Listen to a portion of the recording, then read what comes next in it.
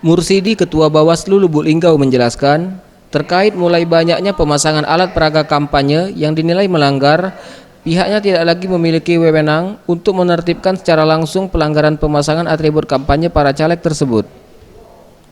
Saat ini petugas Bawaslu hanya sebatas melakukan pendataan pelanggaran yang dilakukan peserta pemilu, baik pelanggaran atribut kampanye maupun perilaku para calon anggota legislatif.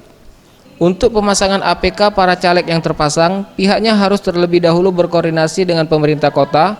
Jika nantinya pemasangan dinilai melanggar peraturan daerah, maka baru bisa dilakukan penertiban secara bersama-sama. Ya, kalau sejauh ini yang berbentuk etika dan estetika itu kita masih menunggu dari pemerintah kota. Yang mana sih yang APK yang tidak layak, tidak sesuai dengan aturan yang ada di Perda. Misalnya estetikanya itu apakah tidak boleh di tiang listrik.